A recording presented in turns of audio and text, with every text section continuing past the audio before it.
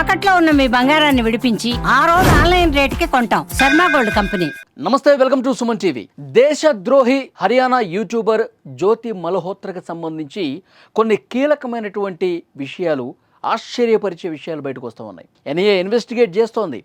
ఆమె ఆ విచారణలో ఎదురు ప్రశ్నిస్తోంది. అయినప్పటికీ కూడా ఆ ఆధారాలు ముందు పెట్టి ప్రశ్నిస్తూ ఉన్నారు అధికారులు. పాకిస్తాన్కి మన దేశ సైనిక రక్షణ వ్యవహారాలకు సంబంధించిన అతి సున్నితమైన సమాచారాన్ని చేరవేసినటువంటి ఆధారాలు ముందు పెట్టి ప్రశ్నిస్తున్నారు.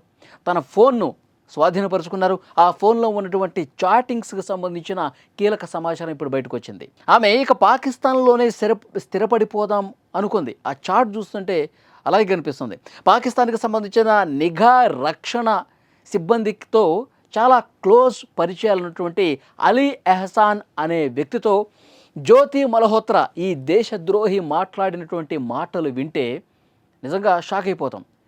అలీ ఎహసాన్, నన్ను పెళ్లి చేసుకో, పాకిస్తాన్లోనే నన్ను పెళ్లి చేసుకో, పాకిస్తాన్లోనే నేను స్థిరపడిపోతాను, నేను నీతోనే ఉంటాను, ఈ జీవితం నీదే, నీకేం కావాలో చెప్పు, నువ్వు ఏం చెప్తే అది చేస్తాను. ఇలాంటి చాటింగ్స్ అలీ ఎహసాన్ అనేటువంటి వ్యక్తితో ఈ దేశద్రోహి యూట్యూబర్ మాట్లాడింది. మన దేశానికి సంబంధించి రహస్యాలు ఏవైనా సరే ఇచ్చేస్తాను, మన దేశంలో ఉన్నటువంటి సున్నితమైన ప్రాంతాలు, పర్యాటక ప్రదేశాలు, గుళ్ళు, గోపురాలు, రద్దీ ప్రదేశాలు ఏవైతే ఉన్నాయో వాటన్నిటికీ సమాచారం మీకు ఏదైనా కావాలంటే నేను ఇస్తాను అని కూడా ఇంత దేశద్రోహానికి పాల్పడిందంటే ఎలా అర్థం చేసుకోవాలి? ఈ దేశద్రోహికి ఎలాంటి శిక్ష వేసినా తక్కువేనేమో. ఇంకా అలీ ఎహసాన్ అనేటువంటి వ్యక్తితో ఇంకా చాలా విషయాలు మాట్లాడింది. క్లోజ్గా చాట్ చేసినటువంటి ఆ మెసేజ్లన్నీ చూసి అధికారులు ముక్కును వేలేసుకుంటున్నారు. మన దేశంలో ఉంటూ హర్యానాకు సంబంధించినటువంటి ఒక యూట్యూబర్ ఆ యూట్యూబ్ ఛానల్ నడిపే ముసుగులో ట్రావెల్ విత్ జో అనే పేరుతో యూట్యూబ్ ఛానల్ నడిపిస్తూ పైకి మాత్రం వీడియోలన్నీ చేస్తూ నేను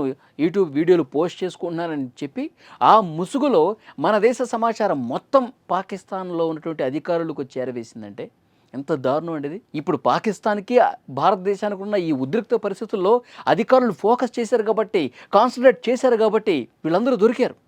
ఢిల్లీలో ఉన్నటువంటి పాక్ రాయబార కార్యాలయంలో డానిష్ అనే వ్యక్తితో ఈమెకు పరిచయం ఉంది. అతను అలీ ఎహసాన్ అనే వ్యక్తిని పరిచయం చేశాడు జ్యోతి మల్హోత్రాకి. ఈమె పాకిస్తాన్ పోయినప్పుడు అక్కడ వీడియోలు చేసినప్పుడు అక్కడ వాళ్ళందరినీ కలవటం, మన సమాచారం వాళ్ళకి ఇవ్వటం, ఇది మొత్తం కొన్ని నెలలుగా జరుగుతోంది. ఇప్పుడు ఈ విషయం బయటకు వచ్చింది కాబట్టి అధికారులకు తెలిసింది, భారతదేశ ప్రజానీకానికి తెలిసింది.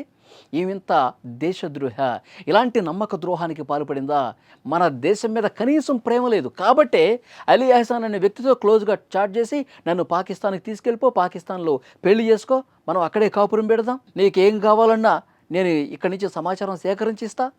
పెహల్గాం ఉగ్రదాడి జరగక ఒక 3 నెలల ముందు అక్కడ వీడియోలు చేసింది.